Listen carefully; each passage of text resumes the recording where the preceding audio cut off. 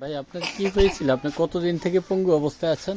আমি দীর্ঘ 2020 সালে আমি অ্যাক্সিডেন্ট করছি। আজকে 6 বছরে পড়ছে। আমার মেরুদণ্ড ভাঙছে। আমি চাউলে বসালে পাশা খাই আমার মেরুদণ্ড ভাঙে গেছে। আমার গ্রামের বাড়ি বরিশালে, বরগুনা জেলা বামনা থানায়। আমার নাম মোহাম্মদ আলামিন। আমি বর্তমানে ঢাকায় থাই। আমি ঢাকায় ভিক্ষা করতে যাই। আমার আপনার কি ভাই বোন কেউ আছে, বাবা আমার আছে? আমার একটা ছোট ভাই আছে।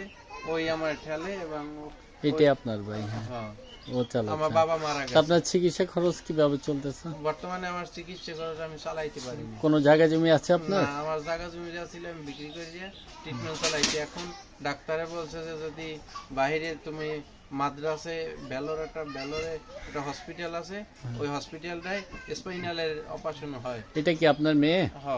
ওর মা আছে? না, ওর মা আমার ফালাইতে চলে গেছে। চলে গেছে। আপনার বয়স কত? আমার বয়স 24 বছর।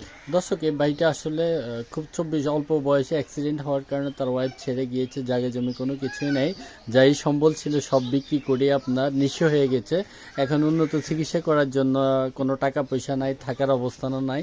এই যে একটা বস্তিতে কোনো রকম জরাজীর্ণ ঘরে এই যে এই ঘরটাতে থাকতেছে, এই ঘরটাতে থাকতেছে, দেখার কেউ নাই।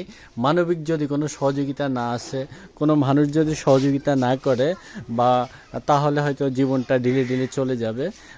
সমাজের এখন সমাজের বিত্তবানদের কাছে আপনার কি চাও পাও? আমার সমাজে বিত্তবানদের কাছে আমার একটু আর্থিকভাবে সহযোগিতা করুক, যাতে আমি আমার জীবনটা ট্রিটমেন্টটা চালাইতে পারি আমি, এবং আমি দেশের বাইরে যে আমার অপারেশনটা করতে পারি।